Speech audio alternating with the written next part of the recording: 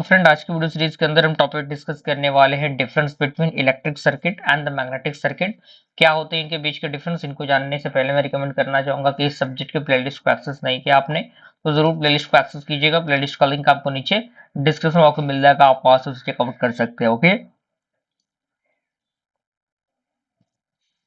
तो कभी भी डिफरेंस बिटवीन वाला क्वेश्चन पूछता है तो हमारा सबसे पहला प्रायोरिटी बनता है कि हम उसको कह सकते हैं कि एक चार्ट के अकॉर्डिंग बनाएं, जिसमें लेफ्ट साइड में हम अगले पार्ट को और राइट साइड में अगले पार्ट को लिखें। तो इस साइड आपको मैग्नेटिक सर्किट और इस साइड आपको इलेक्ट्रिक सर्किट दिख रहा होगा।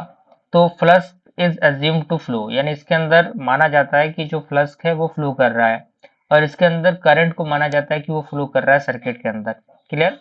दूसरा पॉइंट कह रहा है कि the path of flux is called magnetic circuit, यानी जो पाथ होते हैं फ्लक्स के उनको मैग्नेटिक सर्किट कहते हैं, और जो पाथ होता है करंट के अकॉर्डिंग यहाँ करंट फ्लो करता है उसे हम लोग इलेक्ट्रिकल सर्किट कहते हैं। क्लियर।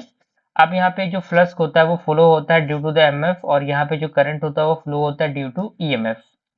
अगला पॉइंट कह रहा है formula flux is equal to MF upon reluctance होता है, और करंट क्या होता है ईएमएफ अपॉन रेजिस्टेंस होता है।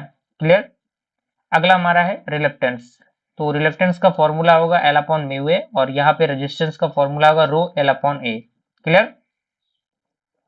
अगला पॉइंट कह रहा है कि energy is needed only to create the magnetic flux, यानी यहाँ पे एनर्जी की जरूरत पड़ती है केवल क्रिएट करने के लिए मैग्नेटिक फ्लक्स को, लेकिन यहाँ पे एनर्जी की जरूरत पड़ती है till that the current flow, यानी जब तक करंट फ्लो नहीं हो जाता तब तक।